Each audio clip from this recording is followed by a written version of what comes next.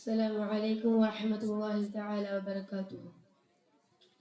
بسم الله والحمد لله والصلاة والسلام على أشرف المخلوقين وعلى آله وصحبه أجمعين، أما بعد.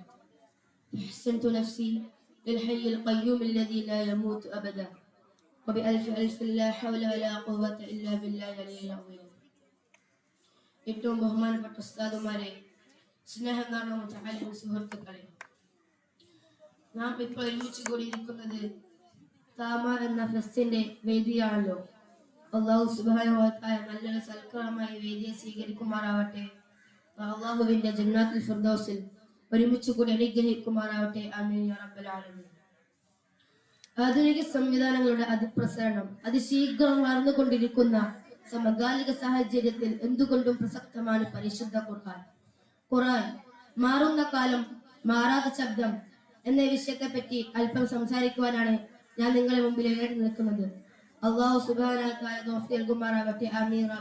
ആമീൻ യാ റബ്ബൽ ആലമീൻ. അല്ലാഹുവിന്റെ കലാമായ പരിശുദ്ധ ഖുർആൻ ഇസ്ലാമിന്റെ അടിസ്ഥാന ഗ്രന്ഥമാണ്. നമ്മുടെ നബി മുഹമ്മദ് മുസ്തഫ സല്ലല്ലാഹു അലൈഹി വസല്ലമ തങ്ങളുടെ ഏറ്റവും വലിയ മുഅ്ജിസത്താണ് പരിശുദ്ധ ഖുർആൻ. ആരാണ് നമ്മളിൽ ഏറ്റവും ഉത്തമന്മാർ എന്ന് നബി സല്ലല്ലാഹു അലൈഹി വസല്ലമ തങ്ങൾ നമ്മെ പഠിപ്പിക്കുന്നുണ്ടല്ലോ. ഖൈറുക്കും മൻ തഅല്ലമൽ ഖുർആന വഅല്ലമ. ഖുർആൻ പഠിക്കുകയും അത് പഠിപ്പിക്കുകയും ചെയ്യുന്നവരാണ് നമ്മളിൽ ഏറ്റവും ഉത്തമന്മാർ എന്ന് നബി മുഹമ്മദ് മുസ്തഫ സല്ലല്ലാഹു അലൈഹി വസല്ലമ തങ്ങൾ നമ്മെ പഠിപ്പിക്കുന്നുണ്ട്. അൽ മാഹിറു ഫിൽ ഖുർആനി മഅ സഫ്റത്തിൽ കിറാമിൽ ബററ. ഖുർആനിൽ നൈപുണ്യം നേടിയവർ അന്ത്യനാളിൽ സഫ്ര എന്ന ബഹുമാന മലക്കുകളോടെയായിരിക്കും സുവർഗ്ഗത്തിൽ വസിക്കുക എന്ന് ഉമ്മുൽ മുഅ്മിനീൻ ആയിഷ റളിയല്ലാഹു തആല പറഞ്ഞതായി നമുക്ക് കിതാബിൽ കാണാൻ സാധിക്കുമല്ലോ. അല്ലാഹു സുബ്ഹാനഹു വ തആല 4 പ്രവാചകന്മാർക്കാണ് കിതാബ് ഇറക്കി കൊടുത്തത്. മൂസാ നബി, ദാവൂദ് നബി, ഈസാ നബി അലൈഹിസ്സലാത്തു വസ്സലാം, നാലാമത്തെ നബി മുഹമ്മദ് മുസ്തഫ സല്ലല്ലാഹു അലൈഹി വസല്ലമ തങ്ങൾ. ഇതിൽ 3 പ്രവാചകന്മാർക്ക് ദഫഅൻ വൈദ ഒറ്റടിക്കാണ് അല്ലാഹു സുബ്ഹാനഹു വ തആല കിതാബ് ഇറക്കി കൊടുത്തത്. പക്ഷേ നബി സല്ലല്ലാഹു അലൈഹി വസല്ലമ തങ്ങൾക്ക് അങ്ങനെയല്ല ഇറക്കപ്പെട്ടത്. നജ്മൻ ബഅദ നജ്വ് 23 വർഷം കൊണ്ട് വിവിധ ഘട്ടങ്ങളിലായി മുഖറബുൽ അംലാഖ് ജിബ്രീൽ അലൈഹിസ്സലാത്തു വസ്സലാം മുഖേന ഇറക്കപ്പെട്ട കിതാബാണത്. ഖിയാമത്ത് നാൾ വരെ ഒരു മാറ്റത്തിൽ പോലും ഇല്ലാതെ ഈ ലോകത്ത് നിലനിൽക്കുകയും ചെയ്യും. അല്പമെങ്കിലും ഖുർആൻ മനഃപ്പാഠമല്ലാത്തവന്റെ ഹൃദയം പൊടിഞ്ഞു വീട് പോലാണെന്ന് നബി സല്ലല്ലാഹു അലൈഹി വസല്ലമ തങ്ങൾ നമ്മെ പഠിപ്പിക്കുന്നുണ്ട്. എത്ര കാര്യങ്ങളാണ് അവർ ഖുർആൻ പാരായണം ചെയ്തിരിക്കെ അവരെ ഖുർആൻ ശപിച്ചുകൊണ്ടിരിക്കുന്നത്.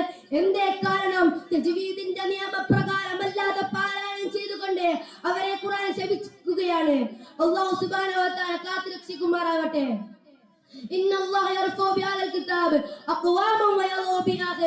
തീർച്ചയായും ഈ ഗ്രന്ഥം കൊണ്ട് അല്ലാഹു സുബ്ഹാനഹു വ തആല ചില ഭാഗങ്ങൾ ഉയർത്തുകയും ചില ഭാഗങ്ങൾ താഴ്ത്തുകയും ചെയ്യുമെന്ന് നാവ് കൊണ്ട് കളവ് പറയാത്ത ഈ ലോകം തന്നെ പടക്കാൻ കാരണക്കാരനായ നബി മുഹമ്മദ് മുസ്തഫ സല്ലല്ലാഹു അലൈഹി വസല്ലമ തങ്ങൾ നമ്മെ പഠിപ്പിക്കുന്നുണ്ട്.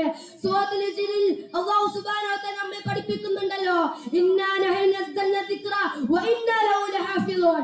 തീർച്ചയായും ഈ ഗ്രന്ഥം നാം തന്നെയാണ് ഇറക്കിയത്, നാം തന്നെ ഇതിനെ സംരക്ഷിക്കുകയും ചെയ്യുമെന്ന് അല്ലാഹു സുബ്ഹാനഹു വ തആല കിതാബിൽ ഖുർആനിൽ നമ്മെ പഠിപ്പിക്കുന്നുണ്ട്. കുല്ലൈൻ ജിതമഅത്തിൽ ഇൻസു വൽ ജിന്ന് അലാ യഅതു ബിമിസ്ലി ഹാദൽ ഖുർആൻ ലാ യഅതു ബിമിസ്ലിഹി വലൗ കാന ബഅദുഹും ലിബഅദിൻ ദഹീറ. തീർച്ചയായും മനുഷ്യരും ജിന്നുകളും കൂടി ചേർന്നാൽ പോലും ഇതുപോലൊരു ഗ്രന്ഥം അവർക്ക് കൊണ്ടുവരാൻ സാധിക്കുകയില്ല.